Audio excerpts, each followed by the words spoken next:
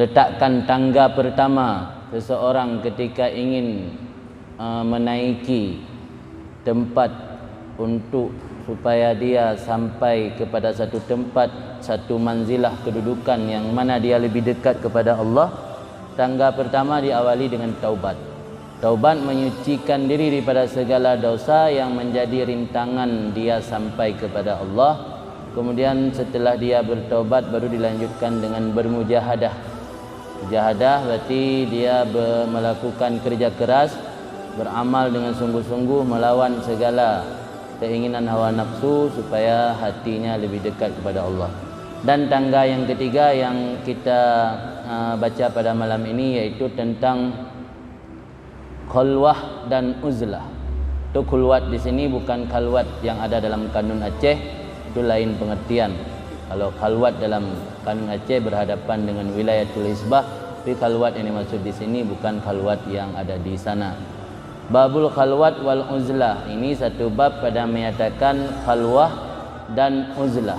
Khalwat bersunyi-sunyi, uzlah mengasingkan diri.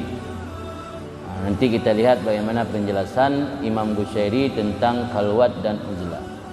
Ternyata mengasingkan diri untuk bermunajah kepada Allah adalah salah satu jalan menuju kepada Allah. Karena ketika seorang hamba melakukan pengasingan diri, jauh daripada hiruk pikuk duniawi, jauh daripada perkara-perkara yang merintangi hamba tersebut untuk khusyuk berubudiyat kepada Allah, maka khalwat dan uzlah tersebut menjadi salah satu jalan untuk menuju kepada Allah. Diriwayatkan daripada Abi Hurairah, berkata Abi Hurairah, berkatalah Rasulullah SAW, inna min khairi ma'ayishin nas kullihim rajulan akhidha bi'anani farsih fi sabilillah. Sesungguhnya sebahagian daripada sebaik-baik kehidupan manusia seluruhnya itu seorang laki-laki yang memegang tali kendali kudanya untuk berperang pada jalan Allah.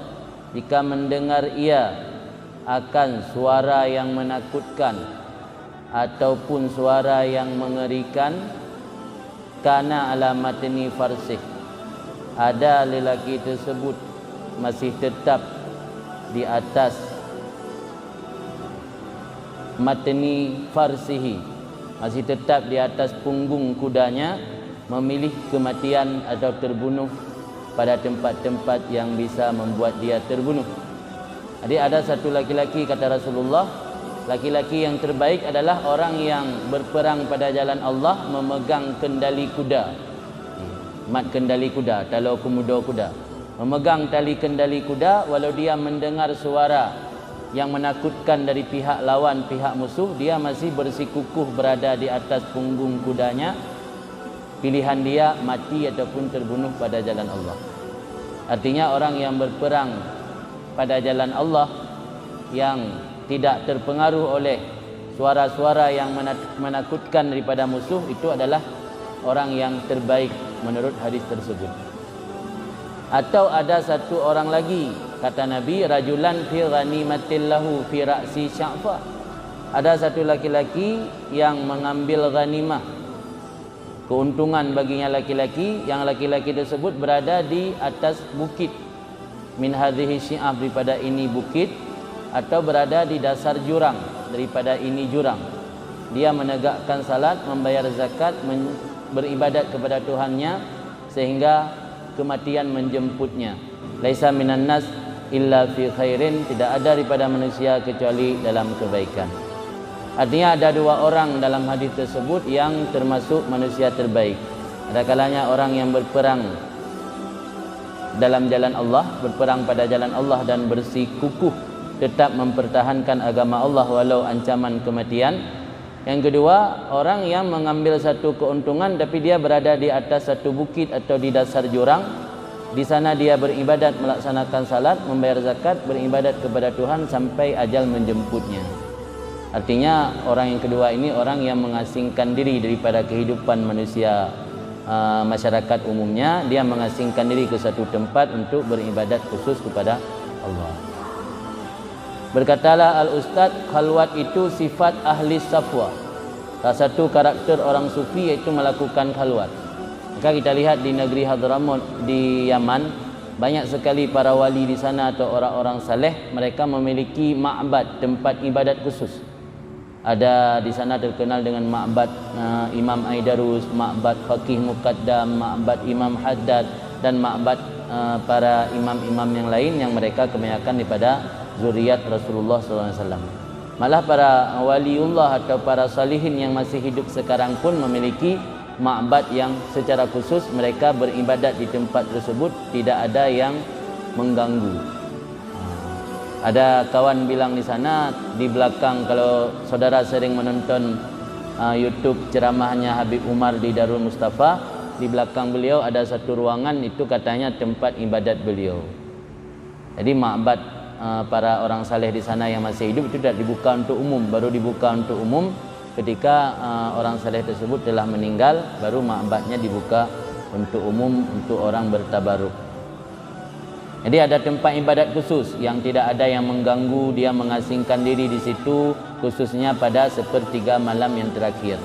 Di pukul 3 malam sampai menjelang subuh, biasa dia beribadat di tempat yang khalwat, yang jauh daripada gangguan orang lain.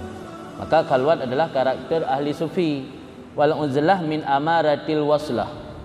Mengasingkan diri daripada orang ramai itu termasuk tanda-tanda orang tersebut akan bersambung dengan Allah. Orang yang hamba yang bersambung dengan Allah ketika dia mampu memutuskan rintangan-rintangan yang merintangi dia untuk sampai kepada Allah. Sampai di sini bukan sampai jasad. Kata-kata sampai dalam istilah tasawuf itu harus dimengerti, tidak usah diartikan setiap saat. Makna sampai di situ artinya ruhani kita. Ruhani kita sampai kepada Allah, bukan jasad. Tubuh kita tetap masih di dunia. Artinya hati kita terikat ke sana, tidak ada hal-hal yang selain Allah, urusan duniawi yang menjadi rintangan untuk hati kita terikat dengan Allah. Wala budda lil murid fi ibtida'i halih minal uzlah an abna'i jinsi. Dan tidak boleh tidak bagi seseorang yang telah memiliki komitmen untuk menuju kepada Allah pada permulaan keadaannya, pada awal halnya, daripada melakukan uzlah, mengasingkan diri daripada abna'i jinsi, daripada anak-anak jenisnya. Mana anak-anak jenisnya? Kita adalah berasal dari jenis manusia. Artinya mengasingkan diri pada manusia yang lain. Ini tentang pengertian uzlah. Nanti kita akan menjelaskan juga bagaimana ketentuan uzlah untuk masa sekarang. Memang dalam kalangan ulama ada perbedaan pendapat tentang uzlah. Ada yang menyatakan sunat, ada yang menyatakan tidak sunat. Malah yang menyatakan sunat kebanyakan dari kalangan sahabat, tabi'in, dan para ulama salaf. Ada juga sebagian ulama mutaakhirin, mereka berpandangan uzlah tersebut tidak sunat. Tetapi dalam kitab-kitab yang lain juga ada dijelaskan, dirincikan uzlah itu sunat ketika persoalan syariat di masyarakat ada yang tangani. Tapi bila urusan persoalan syariat dalam masyarakat tidak ada yang menangani, kita melakukan uzlah haram. Jangan sampai kita melakukan uzlah untuk beribadat kepada Allah, masyarakat di kampung sembah tikar. Mereka tidak tahu cara ibadat yang sah, karena hanali tungku kagak ibadat langli. Tinggal di masyarakat lang jahil, kan hukum dia haram. Lang kitab Minhajul Abidin juga ada dijelaskan oleh Imam Ghazali. Jadi uzlah yang dimaksud di sini mungkin kalau bisa dikatakan ini konteksnya zaman dahulu ketika banyak orang yang memiliki ilmu untuk sah beribadat kepada Allah, sudah memiliki ilmu yang mapan. Jadi artinya rata-rata masyarakat ada ilmu, maka ada sebagian orang mengambil jalan untuk mendekatkan diri kepada Allah, meninggalkan segala hiruk pikuk duniawi. Tapi kalau di kampung atau di satu daerah telah langka ustaz, langka tengku yang kasih ilmu agama, ini tengku yang ada di tempat tersebut itu haram hukumnya melakukan uzlah. Wala summa fi nihayatihi, pada awalnya seorang murid tidak boleh tidak mesti melakukan uzlah, karena uzlah satu-satunya jalan untuk mendekatkan diri kepada Allah. Summa fi nihayatihi minal khalwah. Kemudian pada akhir perjalanannya si murid daripada khalwah. Apa beda tadi? Kalau uzlah mengasingkan diri daripada orang, kalau khalwat mencari satu tempat yang benar-benar sunyi daripada segala sesuatu. Dia lebih khusus lagi kalau khalwat. Litahaqquqi bi unsi, untuk apa dia di akhir perjalanannya menerapkan khalwat, untuk memastikan dengan unsihnya si murid. Unsih itu istilah dalam tasawuf, artinya ada satu perasaan merasa mesra dengan Allah, itu namanya unsun. Anis yang senang, menyenangkan. Unsun, perasaan mesra dengan Allah. Kalau kita masih mesra dengan makhluk, senang ke harta, senang ke mobil. Nah, ladum senang dengan binatang. Urung belara kameng senang ke? Kan apa dah pakat je tamasya nak gejak ua kamengnya habis senang tua gua. Arti yang menyenangkan, yang je kehiburan bagi katnya kameng. Urung belara manok potong je kehiburan. Tapi orang yang dekat dengan Allah, Allah menjadi hiburan katnya. Sesaat menteng hana ibadat tua ke, hana uzur han sempat hadir jamaah rasa haji tentang lagi orang hilang sesuatu yang membuat katnya gundah hati. Jadi unsian perasaan dekat dan mesra dengan Allah. Untuk mendapatkan derajat mesra dengan Allah harus lakukan khalwat. Buang jauh-jauh keterikatan hati dengan makhluk atau dengan selain Allah. Wa min haqqil abdi, dan sepantasnya seorang hamba idza asaral udlah, apabila dia memilih sikap untuk mengasingkan diri daripada orang ramai, bahwa meyakini dengan mengasingkan dirinya daripada makhluk akan selamat manusia daripada keburukannya, dan jangan sekali-kali meniatkan ia selamat dia daripada keburukan makhluk. Untuk apa ente uzlah? Kayak bahasa Betawi tu. Untuk apa ente uzlah? Biar selamat daripada makhluk. Karena makhluk sudah banyak yang jahat, makhluk sudah banyak yang jauh daripada agama. Itu tidak dibenarkan, karena menganggap diri bersih, menganggap orang lain rusak. Tapi yang benar, bagaimana dalam pandangan tasawuf? Untuk apa ente uzlah? Biar orang lain selamat dari saya. Itu yang benar, bukan biar saya selamat dari orang lain. Dua kata ini beda maknanya. Biar orang lain selamat dari saya, maka saya uzlah. Bukan kenapa kamu uzlah? Biar saya selamat dari orang lain. Itu berarti menganggap diri bersih, menganggap orang lain masih kotor. Tapi yang benar, menganggap diri kotor, menganggap orang lain bersih, kita menjauhi dari orang ramai, biar orang lain selamat dari kita, bukan biar kita selamat dari orang lain. Itu yang dimaksud di sini. Jadi ketika kita sudah memilih sikap uzlah, tentu dengan ketentuan-ketentuan yang sudah berlaku, artinya tidak terganggu pemahaman agama masyarakat dengan sebab kita uzlah. Na tungkui kampung yang timuruh hatayan, na urang malim lang kampung di Pluhuro. Yang pudak mentunah-tunah sumbut man, tengok pakai tu murid. Cok tengok pilih jalan lain ni roh. Tengok bah tak putar orang Allah tak tempuh dah jalan lain. Uruh urung mati kan naik kampung, ya uruh urung kahwin kan naik kampung, ya uruh urung pakai ngainang kan naik kampung, yang bersejuk kedai kan naik kampung, yang bercicap anak kan naik kampung, yang bersejuk dempu bersejuk kan naik kampung. Budak tanya pak mentunah-tunah lainan. Itu bang kadi empat sedekah kakak ulam. Adi jak tanya ya uzlah. Yang tenteka karena ketentuan untuk uzlah. Boleh uzlah, tapi syarat ketika kita melakukan uzlah, pasang iktikad, pasang keyakinan dalam hati, saya beruzlah agar manusia lain selamat dari saya. Bukan saya beruzlah agar saya selamat dari manusia lain.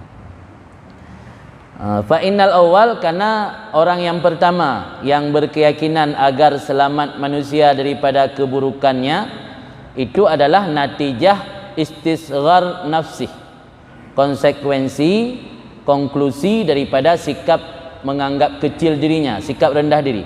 Orang yang menganggap diri kecil, dia beruzlah karena ingin orang lain selamat dari dia.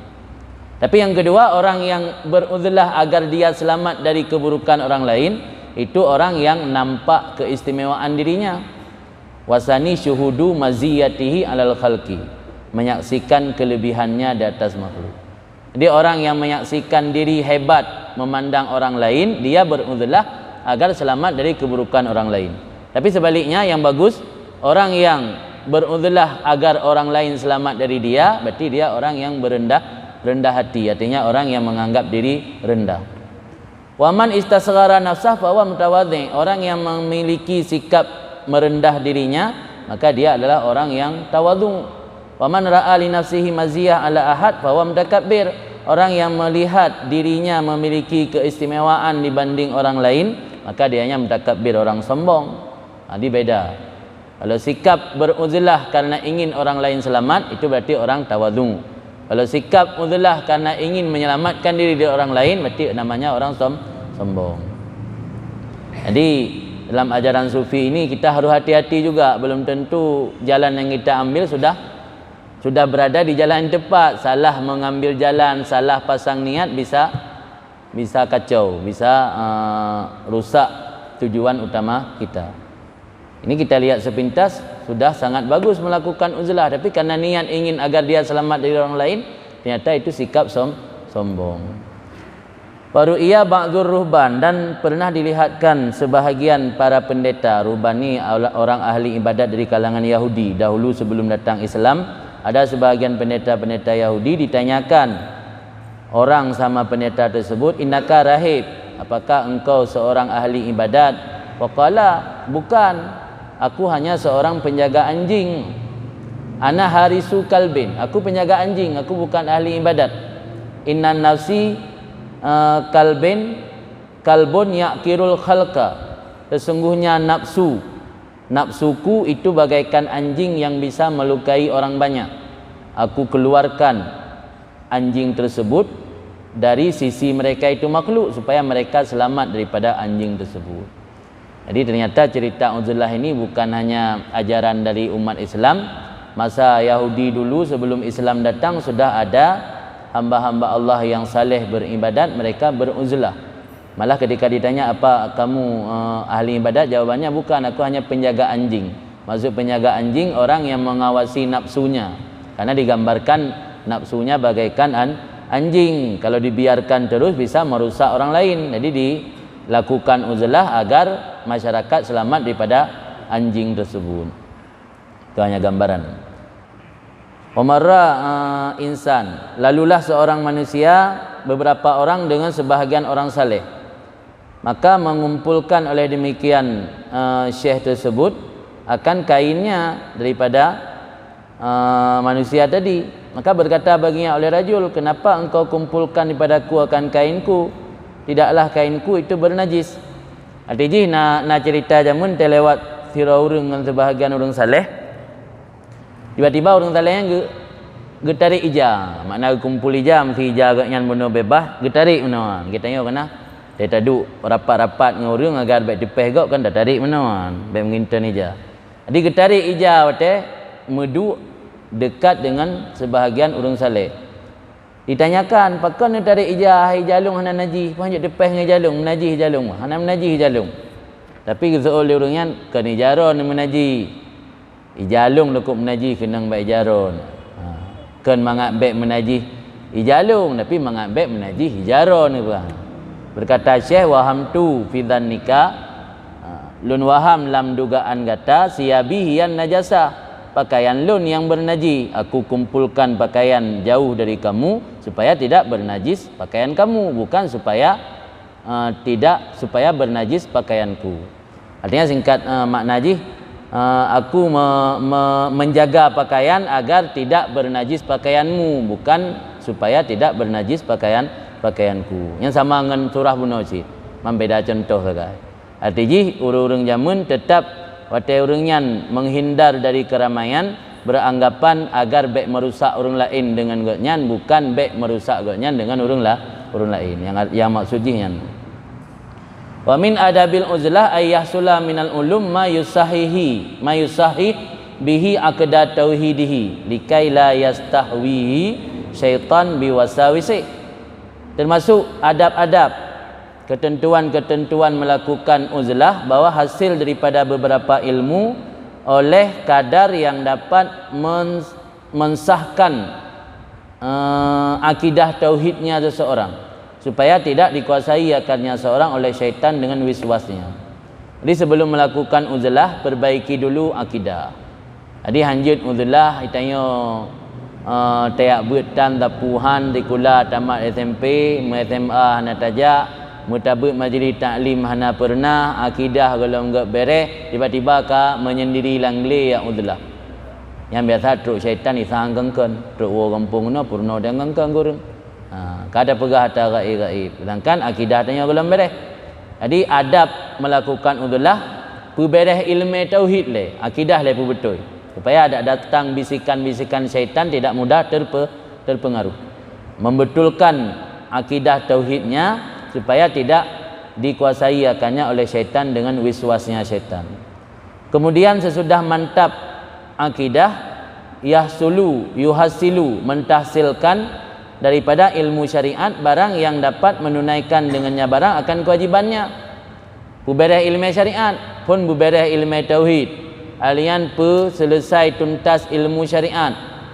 Karena ketika kita memilih jalan uzlah, di sana tidak ada guru. Yang namanya uzlah kan pasti menyendiri. Di kampung kajelah teman yang bak gure.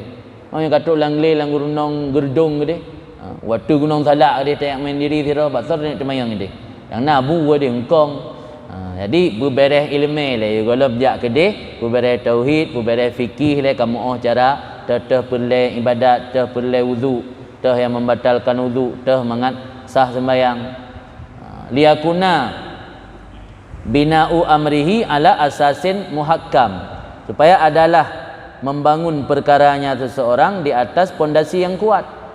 Karena ketika kita ingin bermunajah menyendiri untuk membangun satu hubungan yang lebih dekat dengan Allah, sementara pondasi dasar iaitu syariat belum kuat. Di teteh yang je ke batu wuduk dalam butuh surah. Teteh kiban cara tayammum mana datang ohlum. Kata ya uzlah ingin lebih dekat dengan Allah. Jadi membangun sesuatu di atas pondasi yang rapuh, biasanya roboh.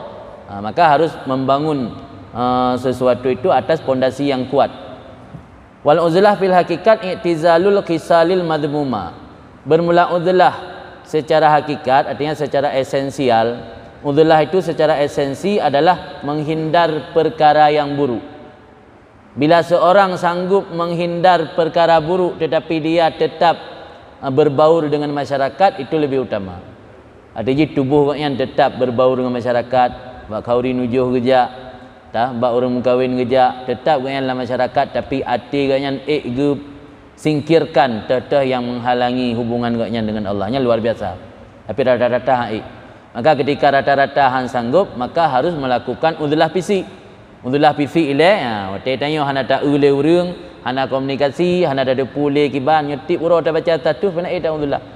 Tip uro baca status, tip uro komen, tip uro pengin tahu keadaan urang ya tak uzlah. Alhamdulillah. Tip update tapi. Ubina status masyarakat mandum untuk tatuk tanya. Ya hanasi uzlah. Uzlah yang paling hebat mampu menyingkirkan perkara yang buruk, hasad, dengki, burudan, segala macam lah penyakit-penyakit hati, mampu dah singkirkan mandumnya uzlah yang paling hayu. Mau tanya han sanggup harus diawali dengan menguzlahkan fisik dulu. Uzlah fisik le. Sebab tanya kadang-kadang terfikir sesuatu karena melihat ada kalian gop kai belum motor terfikir tanya ingat payah tamita usaha yang baik dah belum motor hasil tinggal dah jual mami kaduk-kaduk langle deh ada motor ada engkong ada urung Honda ada urung buka rumah yang nak gunung Tuhan jadi hana menumpak fikir yang kengkon punya truk langle status tetap update yang sama asyik yang sama ke uriak suluk kalau nak bawa daya status lu yang baik dengan orang yang nak suluk hasil lagi kan. Ya. Jadi menyata ni suluk bebutnya perlu nak api-api cok kubah kampung baik macam ni api.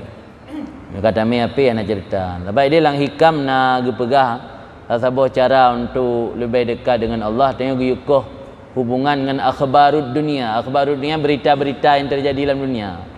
Jadi baik teliput, letak teliput berita atas ago terumpat informasi yang tengok tiga terumpat informasi tiga tu semikir maka ini gi PJO. Jadi hakikat udzulah menghindarkan perkara-perkara buruk. Fataksir litabdili sifat la litanai anil autan. Maka fataksir maknanya dampak daripada udzulah. Maka dampak daripada udzulah untuk menggantikan sifat yang buruk sehingga memiliki sifat yang baik.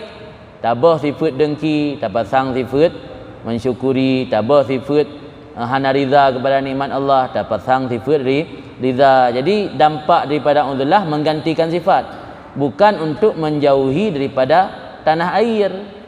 Udzulah yang sebenarnya, udzulah yang esensi daripada udzulah yang sebenarnya bukan bah kampung. Kau ni bah kampung udzulahnya. Ada orang anggap tasawufnya hana modern, anggap tasawuf kolot, tasawuf tertinggal zaman, hana maju tasawufnya. Kepikir makna lagi ajaran-ajaran tasawuf salah satunya udzulah, tentang mana udzulahnya bah kampung. Tidak bah kampung macam maju dia tak duduk sayang kong deh, tak duduk di dalam gunung Tuhan. Padahal esensi dari udzulah menjauhkan sifat yang tidak baik, mengganti sifat yang tidak baik dengan sifat yang baik. Mana lagu alam suluk-suluk urung ya kalut, urung ya tapa, bahasa Aceh tapa kan.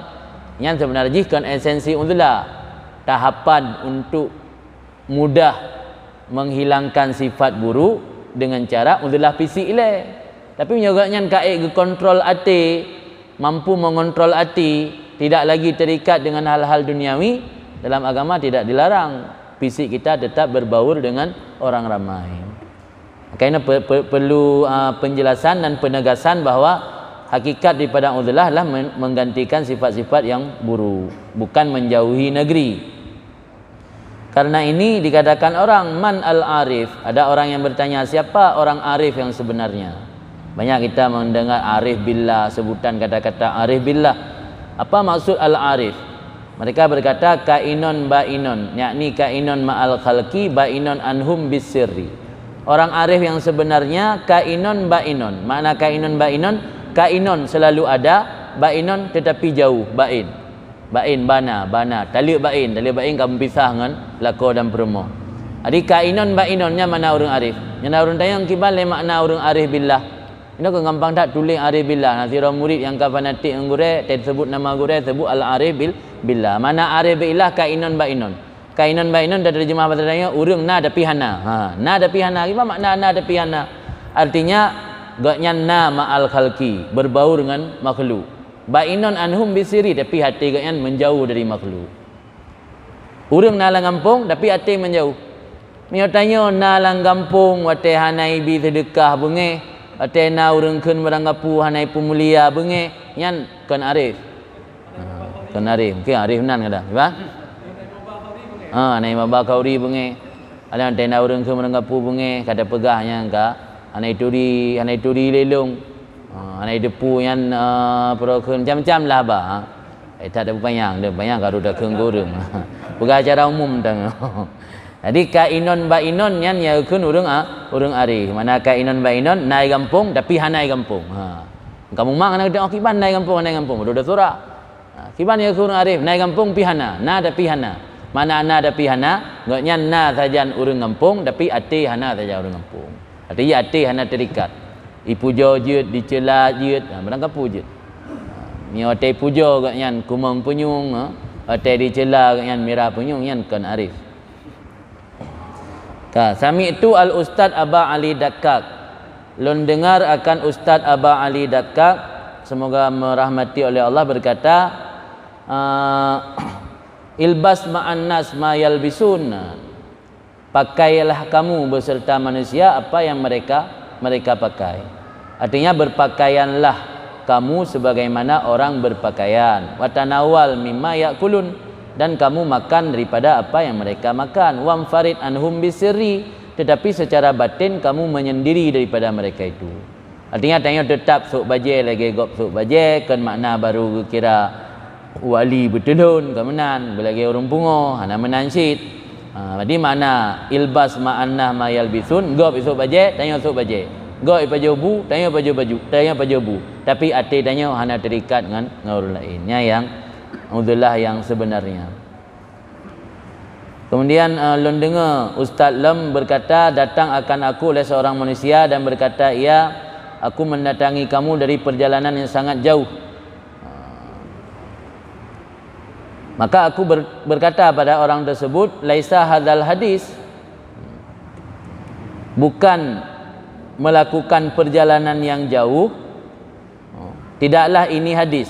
Artinya tidaklah ini cerita untuk sampai kepada ilmu tasawuf dari segi melakukan perjalanan yang jauh. Wa mukasah asfar, dan menahan derita dalam perantauan.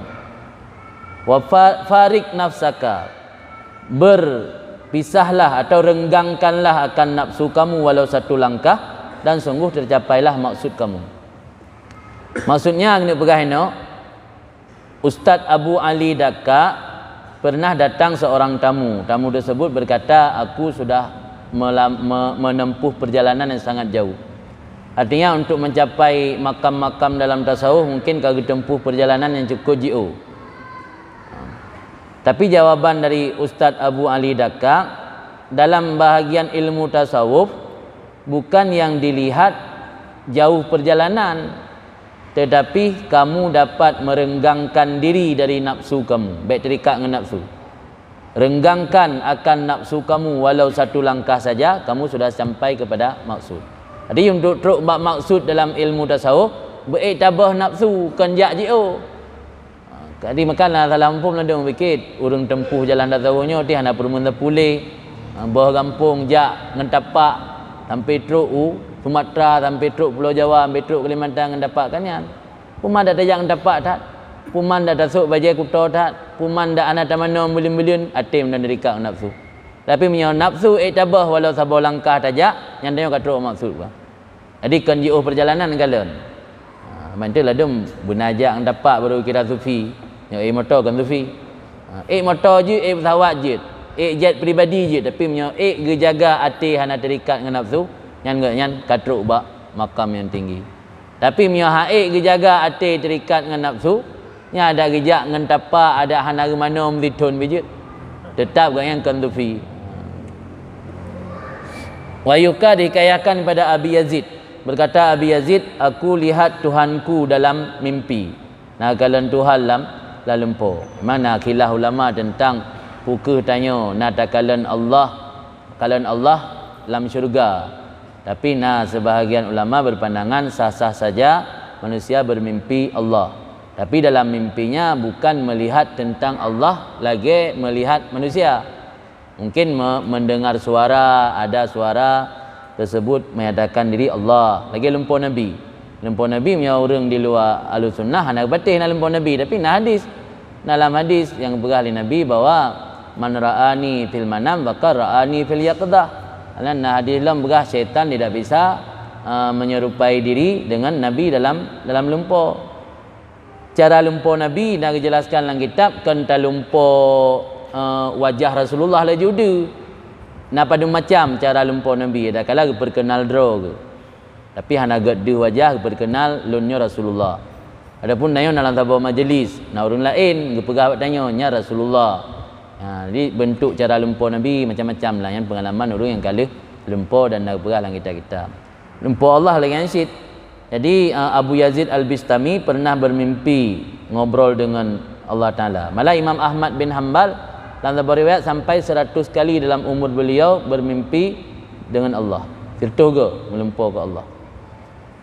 Maka aku bertanya, kata Abu Yazid dalam bermimpi ngobrol dengan Allah, kaifa ajiduka?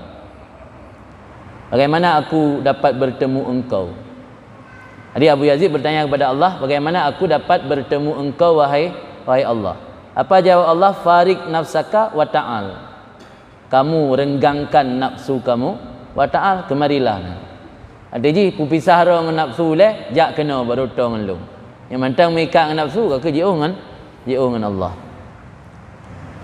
Kemudian mendengar Syekh Abu Abdurrahman As-Silmi berkata, aku mendengar Abu Usman Al-Maghribi berkata, barang siapa memilih khalwah ala suhbah ketimbang berbaur dengan manusia, sepatutnya bahwa ada seseorang tersebut kalian min jami'il adzkar, terbebas daripada seluruh ingatan kecuali ingat Tuhannya saja. Jadi orang yang memilih kehidupan untuk beruzlah, syarat utama kosongkan pikiran dari ingatan kecuali hanya satu, ingat kepada Allah. Baiklah ingat pulain yang menyokatane keluar. Wa kalian min jami'il iradat, dan kosongkan pikiran daripada seluruh keinginan program. Baiklah program tepu. Illa ridha rabbih, kecuali yang tak inginkan untuk mencari keridaan Tuhan. Wa kalian min mutalabatin nafsi, dan kosongkan daripada tuntutan nafsu min jami'il asbab, daripada seluruh sebab. Sebabnya nyo itai-ilah patatnya kerja. Hana program terpulih, hana fikir le jak ublang, hana fikir le jak ubli, hana fikir le tapu, hana fikir le. Tujuan tok untuk mencari ridha Allah. Fa ilam yakun bi hadhihi sifat fa inna khalwatahu tuqi'uhu fi fitnatin aw baliyatin.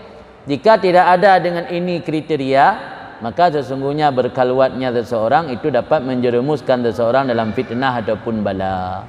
Tengok tayak khalwat ide lang gunung salak, pikiran i gampung. Tengok tak khalwat ide ti uro ta SMS-an datang di gampung. Merumpak mita dah baru tabotut lalu tengok khalwat. Tengok khalwat i permo tengok nak ganggu i fikir ka ma broken ayah sinyak ka dia khalwat dia. Ya munajah dengan Allah yang kagak tinggal dunia. Badai tengok selama ide curhat dengan orang lain. Woi deh kali menikah dengan orang lain. Jadi kantong Allah tengok tong janda. Jadi tete amu keluar tong janda tengok. Kang Allah tu. Maka bagaimana mihana tabah, mihana tamiliki tipu-tipu benar lakukan khalwat yang dapat dijatuhkan, diterjerumuskan katanya dalam fitnah ataupun bala. Wakilakan ki ala infirat fil khalwah ajma' lidawail salwah. Mengasingkan diri dalam khalwat lebih menghimpunkan bagi dorongan-dorongan untuk kehidupan yang menyenangkan. Jadi dengan sebab berkhalwat, memutuskan hubungan dengan manusia, dorongan untuk menjalankan kehidupan yang menyenangkan agak sedikit istilahnya terminimalisir. Wakala Yahya bin Mu'ad, berkata Yahya bin Mu'ad yang kata tasawuf tak geruk jublah dak diam dah. Habis dia. Kemudian berkata Mansur bin Abdullah, aku mendengar Muhammad bin Hamid berkata, datanglah seseorang mengunjungi Abi Bakar Al-Waraq. Tak kala dia pulang, berkata baginya, ausini, wasiat olehmu akanku. Jamun urung tak kejak bak ulama atau urung saleh, gi wasiat ro. Beda dengan tengok. Tengok tak tanya jak, tak tanya awak, petu. Petu le. Kan wasiat. Petu, abu petu siun, petu le. Urung jamun tak kena awak, lama arada ayarji kala lau ausini. Tak kena awak ke ni wasiat gelung. Puna wasiat gelung ni pingat gelung. Tengok mana dia mendak jawab ulama. Otak gelung boleh kepo. Petu. Kamenan model. Ai tak boleh. Hana urung jawab ulama you nasihat ro. Jarang. Rata tu dia paling duk nak gebe je ojo kuih habis apa belang. Ni kalau laki din, laki selfie betul. Pokoklah maka berkata Sayyidina Abi Bakar Al-Waraq, wajatta khairat dunia wal akhirah fil khalwah wal qillah wa syarrahuma fil kasrah wal ihtilal. Jadi waktu laki wasiat li sira urang yang dia kunjung Abi Bakar Al-Waraq, nasihat atau wasiat ganyan, engkau akan mendapati kebaikan dunia dan akhirat bersama khalwat dan sedikit harta. Yang perlu menumpak kebaikan di dunia dan di akhirat. Hasanah fi dunia wal akhirat. Tengok hasanah fi dunia berkaya dunia menumpak syurga akhirat, menan ada bermakna. Ada makna kebaikan dunia dan akhirat kemenan, kan berkaya aku pun punya kaya ana barakah. Punya kaya dengan kayanya semakin mendekatkan dia kepada Allah, yang barakah apa yang kaya yang semakin menjauhkan dia daripada Allah, yang hana kebaikan. Maka wasiat daripada Abi Bakar Al-Waraq, kamu akan mendapati kebaikan dunia dan akhirat bersama khalwat dan sedikit harta, dan kamu akan mendapati keburukan keduanya akhirat dan dunia pada banyak harta dan bercampur baur bersama manusia. Tanya menyala harta le tanggungjawab, le yang akan tajawab tanggung hisab dengan hari akhirat. Yang berbaur dengan masyarakat, kadang-kadang buruk sangka, nazifat kuih, nazifat dengki, nazifat hanjut raya gop, nazifat macam-macam lah. Waktu saat tanya berbaur, menyedih dengan bu dengan ibu dengki ro ke bu. Bu saya lewat lebui, lian ulu dia saya rimung le yang na laut tunduhan apa ana dengki nan. Ana dengki, ana berudzan ni ana tapu pi. Pi udik lang kampung, ngau urang hana menturi pi berudzan. Tak urang lewat berjalan ka berudzan ni kadang-kadang. Tak penampilan gok melain mecut ka berudzan. Tak gok ka mengantar motor ka berudzan. Nanti put ku nanti put dengki, nanti put berudzan macam-macam lah. Yang akibat daripada ikhtilat, bercampur-campur. Dan aku mendengar akannya Abu Bakar Waraq berkata, aku mendengar Mansur bin Abdullah berkata, mendengar Al-Jariri ditanyakan tentang makna uzlah. Maka jawab ia, makna uzlah adukul bainaz ziham wa tamna sirraka alla yuzahimuka. Pengertian uzlah bahwa kamu masuk di kalangan orang berdesak-desak, tetapi kamu dapat menghalangi batin kamu supaya tidak berdesak-desak. Yang sama dengan pengertian surah Al-Likud. Artinya tanya udip langkawan ramai, tapi hati hana udip langkawan ramai. Dan engkau mengasingkan diri kamu daripada dosa, dan adalah hati kamu terikat dengan Allah. Dan berkata orang, man asaral uzlah asalal uzlah. Orang yang mengutamakan uzlah, artinya mengutamakan kosong hati daripada kesibukan duniawi, niscaya hasillah uzlah. Mana uzlah kedua itu kosong hati daripada manusia karena kepenuh hati dengan terikat dengan Allah. Yang sama dengan pengertian Al-Likud. Dulu lanjut mentang. Berkatalah Sahal, la tasihul khalwa illa bi aklil halal. Ini kunci utama. Tidak dibenarkan khalwat kecuali dengan makan halal. Karena sumbernya dari halal, makanan halal mandum. Jadi mandum-mandum bersumber dari halal. Kadang-kadang itu ada tuntut keluarga bujro, tapi hantam pernah dapuo harta yang jero. Itu ada tuntut tak inginkan hati tanya bersih dekat dengan Allah, tapi makanan yang menjadi energi bagi tubuh tanya hana pernah tak konsumsi yang halal. Maka ini hansah khalwat kecuali dengan makan halal. Hansah makan halal kecuali dengan menunaikan hak Allah. Jadi ini na rentetan je. Ketika tanya kai tak penuhi harta yang halal, hak Allah penuhi. Kita zakut termasuk hak Allah. Hukuman letak harta halal zakut anda tembo. Infak anda tem, fakir miskin anda tem bantu, anak yatim anda tem bantu. Jadi pajuh harta halal, tunaikan hak Allah, baru sah khulwat tem. Berkatalah dhinnun lam ara syai'an ab'as alal ikhlas minal khalwa. Aku tidak melihat sesuatu yang dapat menimbulkan kepada keikhlasan daripada selain khalwat. Dia hanya khalwat yang dapat lebih mudah menimbulkan keikhlasan. Di kunci untuk mudah ikhlas khalwah. Apa menyotanya le urang yang na urang kalam nabi yang haik tapi ikhlas ro. Letat pu yang dapat buat na tujuan untuk pencitraan kan karena ikhlas karena Allah. Kun li Abu Abdullah Ar-Ramli liyakun qadnuka al-khalwa. Hendak adalah kekasih kamu itu khalwa. Artinya yang paling dekat, kekasih orang yang paling to. Yang paling to ngentanya iaitu sifat khalwa. Dan hendak adalah makanan kamu itu jung, lapar. Kiban makanan, kiban lapar je ke makanan. Makanan tro. Maksud ji laparnya berbagaikan makanan tu. Dan hendak adalah pembicaraan kamu munajah. Pegah habatnya bukan pegah habat dengan manusia, munajah dengan Allah. Munajah yang berbisik-bisik. Istilah lain daripada curhat kepada Allah, bermunajah tengah malam kepada Allah. Kun munajah dalam bahasa kitab. Yang makna munajah berbisik-bisik. Karena orang yang doa tengah malam kerana riak Allah kerana pada kena dengar. Jadi kentip berbisik-bisik bersama Allah dalam bahasa Arab dengan istilah al-munajah. Maka ada kala bahawa kamu mati dan ada kala bahawa kamu sampai dengan Allah. Jadi kalau dalam kehidupan kita yang paling dekat dengan kita adalah khalwat, makanan kita lapar dan munajah kita jadikan sebagai omongan kita, obrolan kita, maka pilihan dua. Kalau bukan mati berarti kita sampai kepada Allah. Karena pondasi orang yang ingin menuju kepada Allah ada 4 sebenarnya. Malam ini kita belajar tentang uzlah. Ini salah satu daripada pondasi 4. Pondasi 4 pertama sumtu, diam. Nyole tak pegahaba lepu salah. Kan? Man kasural kalam kasura qatuhu. Orang yang le tak pegahaba le salah. Maka pondasi pertama untuk sampai kepada Allah, arba'atul arkan allati hiya asasul muridin. Ada 4 asas dasar murid. Pertama as-sumtu, diam. Kedua khalwat. Yang ketiga ju', menahan lapar. Yang keempat as-sahru, bergadang di waktu malam. Jadi 4 pondasi muridin. Jadi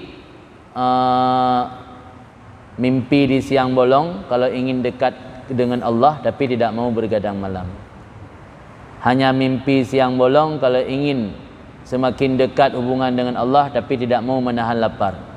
Mimpi siang bolong kalau ingin dekat dengan Allah tapi masih suka ngomong, suka ngobrol, suka berbicara, apalagi hal-hal yang tidak penting. Maka perbah rukun, sumtu, khalwat, al-ju'u, as-sahru. Diam, khalwat, menghindar daripada orang ramai, al-ju', menahan lapar, as-sahru, bergadang malam.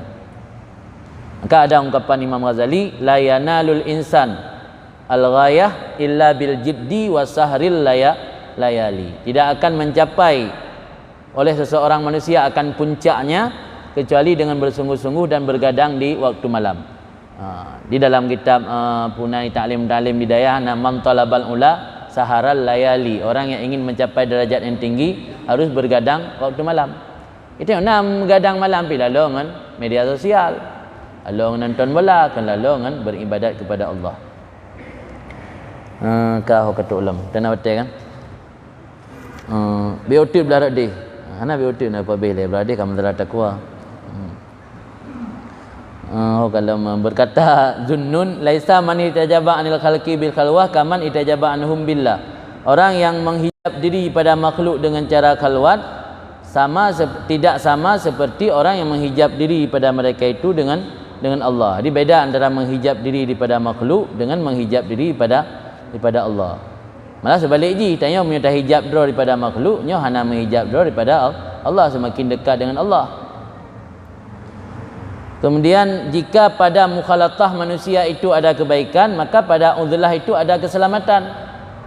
Artinya bila kita ingin membandingkan, kita hidup berbaur dengan orang ramai, mungkin bisa kita isi pengajian, bisa kita bantu anak yatim, bisa kita sumbang untuk masjid dan sebagainya. Itu kan ada kebaikan, kita hidup berbaur dengan orang ramai. Tetapi pandangan dalam tasawuf, jika pada bergaul manusia ada kebaikan, pada uzlah ada keselamatan.